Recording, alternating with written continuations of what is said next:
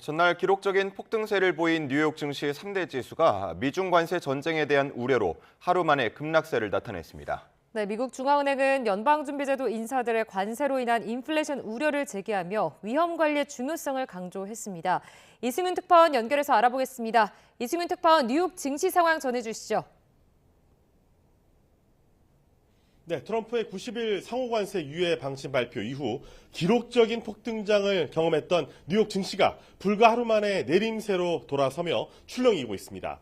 뉴욕 증시에서 우량주 중심의 다우존스 30 산업평균 지수는 전장보다 3% 정도 하락했습니다. 대형주 중심의 스탠다드 앤 푸어스 500 지수는 전장보다 4% 내렸고 기술주 중심의 나스닥 지수는 5% 하락한 상태에서 요동치고 있습니다. 한때 다우는 전 거래일보다 5% 이상, S&P는 6% 이상, 나스닥은 7% 이상 급락하기도 했는데 트럼프 대통령의 중국과의 이 협상 의사 표명 이후에 좀 누그러진 상태입니다.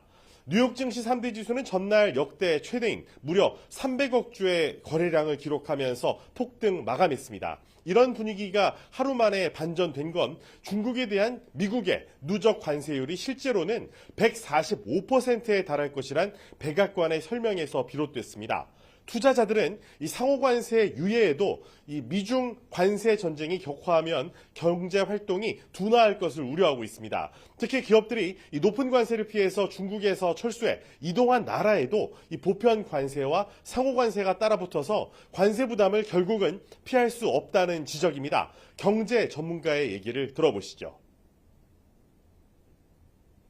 I think it's going to rapidly change supply chains for companies who now operate heavily in China.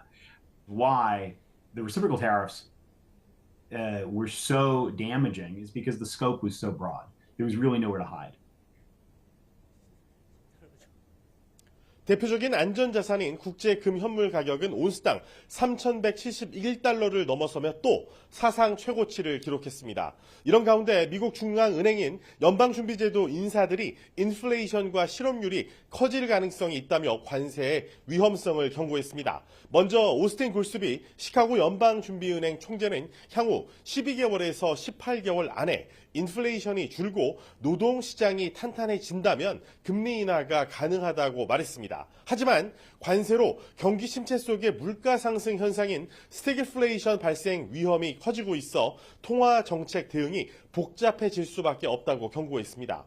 로리 로건 댈러스 연은 총재는 관세로 물가와 실업률이 높아질 수 있어 지속적인 인플레이션으로 이어지는 걸 막아야 한다고 주장했습니다. 또 이 높은 인플레이션 기대 심리가 고착화하면 인플레이션을 낮추는데 더 오랜 시간이 걸리고 노동시장이 약화하면서 경제적인 상처가 깊어진다고 지적했습니다.